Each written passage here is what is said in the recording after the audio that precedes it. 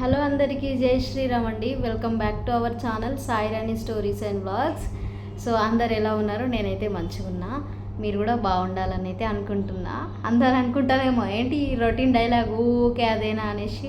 అరే మనకు వచ్చినాయే చెప్తాం కదా, రానివి ఏం చెప్పాం కదా. అందుకే welcome back to our channel once again. ఇక ఈరోజు వచ్చేసి మ్యాటర్ ఏంటి అని అంటే, ఒక బ్రదర్ అండ్ సిస్టర్ బాండింగ్ గురించి మాట్లాడుకుందాము. ఈ మధ్యకాలంలో నేను ఒక వీడియో పోస్ట్ చేసిన, ఒక బ్రదర్ ఉంటే బాగుండేది అని, అంటే తోడుగా అనిపించింది. ఎందుకు అట్లా అనిపించిందో నాకు అస్సలు అర్థం కాలేదు. ఇన్ని సంవత్సరాల నుండి నాకు ఆ ఫీలింగ్ ఎప్పుడు రాలేదు. నాకు చిన్నప్పటి నుంచి ఫాదర్ లవ్ అయితే తెలియదు. నేను ఇప్పుడు 5 years ఉండగానే మా డాడీ చనిపోయాడు. అప్పటి నుంచి మా మమ్మీ అన్నీ చూసుకునేది, ఫాదర్ మదర్ బ్రదర్ అన్నీ ఆమెనే చూసుకునేది. ఎందుకో ఎప్పుడు కూడా అన్న లేడు అన్న ఫీలింగ్, అంటే స్కూల్కి వెళ్ళినప్పుడు కానీ కాలేజ్కి వెళ్ళినప్పుడు కానీ సంథింగ్ ఎప్పుడు అనిపించలేదు నాకు ఈ 25 yearsలో. బట్ ద ఫస్ట్ టైము సడన్గా ఒకరోజు నేను ఏదో ఆలోచించుకుంటూ కూర్చుంటే, అబ్బా నాకు కూడా ఒక అన్నయ్యనో తమ్ముడో ఉంటే అయిపోతుండే, అరే నాకు కూడా కొంచెం ప్రతి దాంట్లో సపోర్ట్గా ఉంటుండే అనేసి మస్తు బాధ అనిపించింది. నాకు ఒక సిస్టర్ ఉన్న విషయం మీకు తెలిసిందే. ఇక మా సిస్టర్ నాకు ఒక బ్రదర్ లాగానే, నేను ఏదన్నా ఖచ్చితంగా నాకు చేస్తుంది, నాకు రెస్పెక్ట్ ఇస్తుంది, నన్ను అడగంది ఏది చెయ్యదు, అండ్ నా కోసం ఏమన్నా చేస్తుంది. ఆమె తీసుకునే అన్నీ నా కోసం సాక్రిఫైస్ చేస్తుంది. ఏదైనా, అది డ్రెస్లు అయినా కావచ్చు, జ్యువెలరీ అయినా కావచ్చు, ఏదైనా కావచ్చు. మా మమ్మీ వస్తుంది అని అంటే అన్నీ రెడీ చేసి పంపుతుంది నా కోసం మా చెల్లె. అన్నీ అని అంటే ఇక మూలకు నేను మొత్తం ముంగడ పెడుతుంది, ఇవి తీసుకపో అక్కకి, ఇవి తీసుకపో అవి తీసుకపో అని.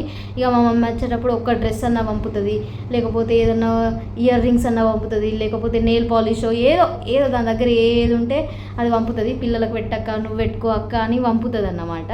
సో ఇక అట్లాంటి సిస్టర్ కూడా ఉన్నది కాబట్టి నాకు ఎప్పుడు అట్లాంటి ఫీలింగ్ రాలేదు. ఇక ఎందుకో సడన్గా అట్లా అనిపించింది, నిజంగా ఒక బ్రదర్ ఉంటే బాగుంటుంది అని. ఇక నాకు కూడా ఇద్దరు ఆడపిల్లలు ఉన్న విషయం కూడా మీకు తెలిసిందే. ఇన్ని రోజులు ఏమనిపించలే, వాళ్ళకు కూడా ఒక అన్న ఉంటే అయిపోవని నాకు అనిపించలేదు. ఇద్దరు ఆడపిల్లలు ఉన్నారు సరిపోతుందిలే, వాళ్ళే మంచిగా ఉంటారు, వాళ్ళే కలిసి ఉంటారు, ఆడపిల్లలు ఉండడమే బెస్ట్ అని అనుకున్నా. చాలా వీడియోస్లో షేర్ కూడా చేసిన, నాకు ఇద్దరు ఆడపిల్లలు ఉన్నందుకు నేను గర్వపడుతున్నా అని. ఇక కొన్నిసార్లు కొందరు అయితే అన్నారు కూడా, ఇద్దరు ఆడపిల్లల్ని కన్నావు ఫ్యూచర్ ఎట్లా అది ఇది అనేసి. ఇక ఫ్యూచర్ ఎట్లా అనంటే ఎట్లా జరిగేదో అట్లనే జరుగుతుంది. మేమిద్దరం ఆడపిల్లలే, మా అమ్మ మమ్మల్ని మంచిగా చూసుకోలేదా, మేము పెరగలేదా, పెద్దగా కాలేదా, పెళ్ళిళ్ళు చేసుకోలేదా, నాకు పిల్లలు పుట్టలేదా, అట్లనే అనుకున్నా. కానీ ఎందుకో ఇక సడన్గా ఒక రోజు కొన్ని ఆలోచనలు వస్తాయి కదా మైండ్కి. అప్పుడు అనిపించింది, అరే నాకన్నా కనీసం అన్న లేరు, తమ్ముడు లేడు, కనీసం నా పిల్లల కన్నా ఉంటే మంచిగా ఉండురా అని అనిపించింది. కానీ ఇక ఆపరేషన్ అయిపోయింది, ఆ ఆప్షన్ లేదు. ఉన్నా కూడా ముగ్గురిని పోషించే అంత స్తోమత కూడా మనకు లేదు. ఇక మా ఆయన ముందే అలర్ట్ అయిపోయి ఫ్యామిలీ ఆపరేషన్ అయితే చేసేసిండు.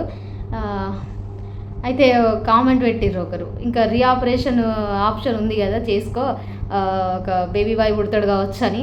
అప్పుడు అయినా పుడతాడు అన్న గ్యారంటీ ఏంది, అప్పుడు కూడా బేబీ గర్లే పుట్టచ్చు. అప్పుడు ఏం చేస్తాం, ఇక ఇంకా ఫ్రస్ట్రేషన్ పెరిగిపోయి డిప్రెషన్లోకి వెళ్ళిపోతాం. ఇంకా ఆ బాధ మామూలుగా ఉండదు ఇంకా ఈ బాధ కన్నా. ఇక అందుకే అట్లాంటి పిచ్చి పనులు ఏం చేయను అని అయితే సైలెంట్గా ఉన్నా. అండ్ తునీషా సిస్టర్ కూడా కామెంట్ చేసింది, బ్రదర్స్ ఉన్నా లేకపోయినా సిస్టర్ బాండింగే ఉండాలి, ఆ బాండింగ్ బాగుంటుంది, సిస్టర్ భలే చూసుకుంటుంది అనేసి తను కూడా నాకు మంచిగా రెస్పాండ్ అయిందన్నమాట. సో ఇక తునిషా సిస్టర్కి రీసెంట్గా ఒక బాబు పుట్టిండు కదా, తనకు ఫస్ట్ అయితే పాప అనమాట. ఇంతకీ తునిషా ఎవరు అనుకుంటున్నారా అంటే, తను కూడా యూట్యూబర్ అనమాట, చాలా బాగా మాట్లాడుతుంది సిస్టర్ నాతోనైతే.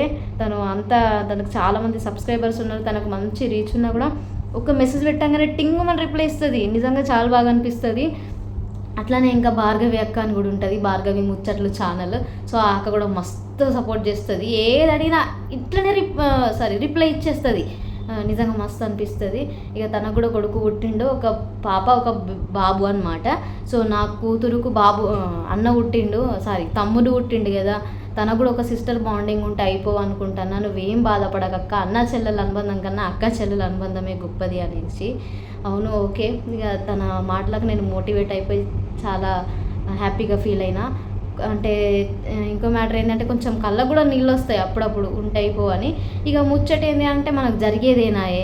ఇక అందరికీ అనిపించేది నా ఆడపిల్లలు ఉంటే మగపిల్లలు కావాలని, మగపిల్లలు ఉంటే ఆడపిల్లలు కావాలని, అన్న చెల్లెలు అయితే అక్క తమ్ముళ్ళు కావాలనేసి, లేకపోతే ఇద్దరు అన్నదమ్ములు అయితే అయ్యో మాకు ఒక ఆడపిల్ల ఉండాలి అనిపించి అట్లా అందరికీ అనిపిస్తుంది.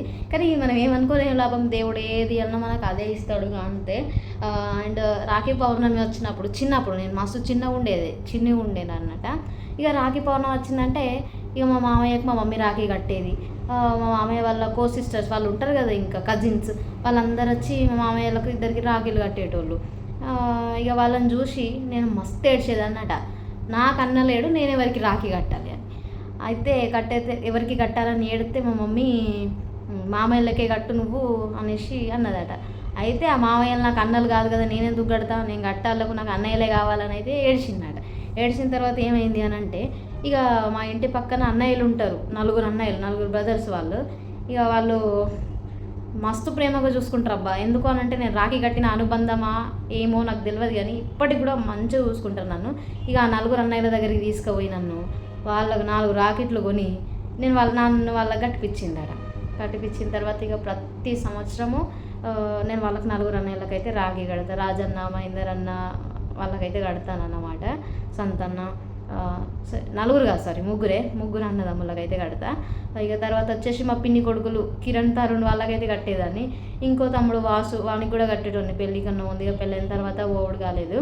ఇక మళ్ళీ మా సరిత పిన్ని కొడుకులకు కూడా ఇద్దరికి తమ్ముళ్ళకి కట్టేదాన్ని. ఇంకా వాళ్ళకైతే సిస్టర్ లేదు, తరుణ్ కిరణ్కి కూడా సిస్టర్ లేదు, వీళ్ళకి కూడా సిస్టర్ లేదు.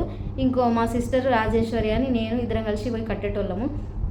ఇప్పటి వరకు నేను ఎప్పటి నుంచి అయితే రాఖీ కడుతున్నానో ఒక్క సంవత్సరం కూడా, నా పెళ్ళైనా కూడా ప్రతి సంవత్సరం పోయి వాళ్ళకి రాఖీ కట్టిన. నేను ఒకరిని నా వాళ్ళు అని మనసులో ఫిక్స్ అయినప్పుడు ఖచ్చితంగా నేను నిజంగా నా మనసులో అట్లనే ఉంచుకుంటా. ఇక లాస్ట్ ఇయర్ ఏమైంది అని అంటే, లాస్ట్ ఇయరే పోలేకపోయినా, నేను మస్తు ఏడిచిన ఇక పోకపోయేసరికి. అయ్యో రామా, నేను పోలేకపోయినా ఇన్ని సంవత్సరాలు 24 సంవత్సరాలు అంటే కనీసం ఒక 5-6 సంవత్సరాల నుంచైనా కట్టుంటా, 20 సంవత్సరాల నుంచి కావచ్చు కడతన్నా.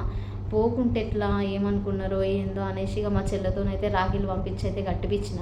ఇక అప్పటికే అందరు ఫోన్ చేసిర్రు, అక్క అత్తలేవా అని. మా తమ్ముళ్ళు, ఆ అన్నయ్యలు వాళ్ళందరూ ఫోన్ చేసిండ్రు. ఇక వాళ్ళు ఫోన్ చేసిన కొద్ది ఇంకా నాకు దుఃఖం ఆగులేదు. ఇక మస్తు సేపు ఏడ్చిన. కానీ నేను కంటిన్యూగా వాళ్ళకి రాఖీ కడతా. అండ్ ఇంకెవరికి కడతా అని అంటే మా పెద్దమ్మ కొడుకులు తెలుసు కదా మీకు, చింటూ, శ్రీధర్ అని, వాళ్ళకు కూడా ఎవ్రీ ఇయర్ కడతా. ఓకే, బాగానే చూసుకుంటారు, మంచిగా చూసుకుంటారు నన్ను, మంచిగా రిసీవ్ చేసుకుంటారు. ఎప్పుడు వెళ్ళినా నన్ను పిల్లల్ని అంతా బాగానే చూసుకుంటారు.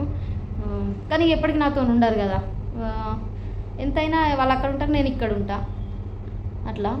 ఇక మొన్న వీడియో పెట్టిన తర్వాత దానికి కామెంట్ కూడా వచ్చింది, నీకు అన్నదమ్ములు ఉన్నారు కదా, వాళ్ళు నిన్ను మంచిగానే చూసుకుంటారు కదా అని. మంచిగానే చూసుకుంటారు ఓకే, కాకపోతే కొంచెం సొంత బాండింగ్ ఉంటే అది వేరే ఉంటుంది. ఎక్కడైనా వాళ్ళు అక్కడ, నేను ఇక్కడ. ఎంత చూసుకోవాలన్నా, ఎంత మద్దచ్చినా మాట్లాడాలంటే ఒక 10 నిమిషాలు టైం పడుతుంది ఖచ్చితంగా. అదే సొంతాన్ని ఉన్నాడు అనుకో, మనతోనే ఉంటాడు కాబట్టి మనము అట్లా అన్నమాట. నిజంగా ఒక అన్నయ్య ఉంటే అయిపోవు. ప్రతి బాధలు కానీ కష్టాలు కానీ అన్నీ షేర్ చేసుకునేటోళ్ళం. బయటికి తీసుకుపోయేటోడు అన్నయ్య, అట్లా అనిపిస్తుంది అన్నమాట. ఒక డ్రెస్ కొనేటోడు, బయటికి తీసుకుపోయేటోడు, సినిమాకి తీసుకుపోయేటోడు, లేకపోతే నా పిల్లలకు ఒక మామయ్య ఉండేటోడు, సొంత మామయ్య. వెళ్ళినప్పుడల్లా వాళ్ళ కోసం వాళ్ళని బయటికి తిప్పడానికి అటు ఇటు అనేసి. ఇక ఎట్లా ఆడపిల్ల ఉన్నది అంతగానే మేము బయటకు తీసుకోపోదు. అదే మగ పిల్లలు మామయ్యలు ఉంటే పోగానే బండి మీద ఎక్కించుకొని మొత్తం ఊరంతా తిప్పుకొని వచ్చి నా కోడలని అందరికీ చెప్తారు. ఇప్పుడు మామ కొడుకు ఉన్నాడు ఆకాష్ అని, వాడు కూడా మంచిగానే చూసుకుంటాడు, మంచిగానే తిప్పుతాడు. కానీ ఇంత సొంతంగా ఉన్నంత ఫీలింగ్ అయితే రాదు కదా. నిజంగా నాలాంటి అన్నలు తమ్ములు లేని చెల్లెలు అక్కలు ఎంత బాధపడతారో. ఇక రాఖీ ఫెస్టివల్ వస్తే నాకు మస్తు ఏడుపు వస్తుంది, సొంత అన్నయ్య ఉంటే అయిపో అని అనిపిస్తుంది. ఇంకొకటి ఇప్పుడు భరత్లో మస్తు ట్రెండ్ అవుతుంది సాంగ్, ఏంటిది అని అంటే, కాలి కింది నేలను నేనే, నీలి నింగి నేనే, కన్నులోని నీరే నేనమ్మా, చిట్టి చెల్లమ్మ తన్ని నువ్వు జారనీకమ్మ. ఆ పాట వచ్చినప్పుడు నేను మస్తు ఏడుస్తా. అది ఏ సిచ్యువేషన్ అన్నా కానీ, నేను ఆఫీసులో ఉన్నప్పుడు కూడా ఆ పాట వచ్చిందనుకో, ఇంకా నా కళ్ళల నుంచి నీళ్ళు ఖచ్చితంగా బయటికి వస్తాయి. నేను ఆ పాట వస్తే ఖచ్చితంగా స్కిప్ చేసేస్తాను వెంటనే. అది ఎవరన్నా కానీ, ఏదన్నా కానీ, అది ఏ సాంగ్ అన్నా కానీ, కొటేషన్ కానీ, ఏదన్నా కానీ, వాళ్ళు ఎవరైనా ఇక నేను చూస్తే నాకు కళ్ళల నుంచి నిజంగా నీళ్ళు వస్తాయి. అరే అన్న చెల్లెలు అన్న ఉంటే అయిపోతుండే అని. ఇక రీసెంట్గా వైష్ణవి కూడా చనిపోయింది. తనకైతే ఎంతమంది అన్నదమ్ములు ఉన్నారు, 13 మంది ఎంతమంది, ఎంత ప్రేమగా చూసుకుంటున్నారు చూసిర్రా. అగో ఆమె చూసినాక ఇంకా ఇంకా ఇంకా ఇంకా ఆలోచన పెరిగింది, అన్నుంటైపో అని. కానీ ఇక ఏం చేస్తాం, మా మమ్మీ 2 పిల్లలతోనే ఆపరేషన్ చేయించుకుంది. అప్పుడు అదే ఎక్కువ, మళ్ళీ నా హెల్త్ కూడా బాగుండలేదు. అందుకే నేను నా తర్వాత ఇంకో చిన్న పాప అయిపోయిన తర్వాత, మా చెల్లి అయిపోయిన తర్వాత ఆపరేషన్ అయితే చేసుకున్నది. మా డాడీ కూడా చిన్నప్పుడే చనిపోయిండు.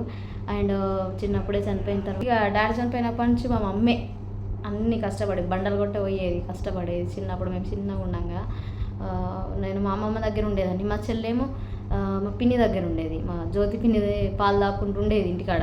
మా మమ్మీ పనికి పోతే ఎప్పుడో సాయంత్రం వచ్చేది, పొద్దుల్లా బండలు కొట్టి కొట్టి కొట్టి కొట్టి సాయంత్రం వచ్చేది. నన్ను ఇక మా అమ్మమ్మ, మా అత్తమ్మ, మా మామయ్య వాళ్ళందరూ చూసుకునేటోళ్ళు. ఇక ఎట్లనో అట్లాగా లైఫ్ అయితే ఇక్కడికి వచ్చింది. ఇక పెళ్ళి అయిపోయింది, నాకు కూడా పిల్లలు అయిపోయారు, నాకు కూడా బాధ్యతలు పెరిగినాయి అన్నీ. ఇక కామెంట్ చేయరు మరి. వీడియో అయితే ఎండ్ చేసేస్తా, ఇక నాకు కొంచెం మంచిగా అనిపిస్తలేదు. వీడియోని అయితే ఎండ్ చేసేస్తా. ప్లీజ్ వీడియో నచ్చితే లైక్ చేసి సబ్స్క్రైబ్ చేసుకోండి. నాలాంటి అన్నలేని చెల్లెళ్ళు అక్కలు ఎంతమంది ఉన్నారో కామెంట్ చేయండి.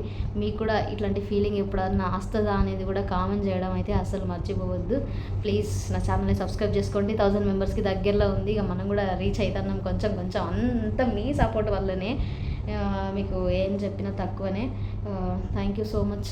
నేను తెలిసి సపోర్ట్ చేసిన వాళ్ళు కొందరు, అయితే నేను తెలియకుండా సపోర్ట్ చేసిన వాళ్ళు మరికొందరు. నిజంగా అందరికీ పేరు పేరున థ్యాంక్ యూ చెప్తున్నా. Thank you so much. నన్ను ఇట్లనే సపోర్ట్ చేసుకుంటుండండి. మన వాయిస్కి చాలామంది ఫ్యాన్స్ ఉన్నారా, చాలామంది ఓన్ వాయిస్తో వీడియోస్ చేయంటారు. తప్పకుండా ఓన్ వాయిస్ మీకోసమే, నా వాయిస్ కోసం ఏదో చూసే వాళ్ళ కోసమే. మళ్ళీ మీరు కామెంట్లు పెట్టద్రోయ్, నువ్వేమన్నా సింగర్ సునీతావా, సుశీలమ్మవా అనేసి. అంత పెద్దదాన్ని కాదు, కానీ మీరే అన్నారా, కొంతమంది అన్నారు వాయిస్ మంచిగా ఉంటుంది, మంచిగా టాక్ చేస్తావు, మంచిగా టాకింగ్ పవర్ ఉంది నీలో, నువ్వు సక్సెస్ అవుతావు అనేసి మస్తు మంది అన్నారు. ఇక అందుకే చెప్తున్నారా, మాట్లాడి దమ్ వస్తుందిరా. డైరెక్ట్గా వాయిస్ ఓవర్ ఇవ్వడం కొంచెం కష్టమే. లైటింగ్ అంతా సెట్ చేసుకొని, ఇక ఫ్యాన్ గీన్ అంతా ఆఫ్ చేసేసుకొని ఇక్కడ వీడియో అయితే షూట్ చేసుకుంటున్నా. సో ప్లీజ్ మరొకసారి చెప్తున్నా, 1000 మెంబర్స్కి దగ్గరలో ఉంది ఛానల్. సబ్స్క్రైబ్ చేసుకొని సపోర్ట్ చేయాలని అయితే అనుకుంటున్నా. మ్యాటర్ ఎక్కడి నుంచో ఎక్కడికో వచ్చింది. ప్లీజ్ ఇంకో మంచి వీడియోతో అయితే మీ ముందుకు వస్తాను. బాయ్ అండి. మరి thanks for watching. Please subscribe for more videos. Love you all.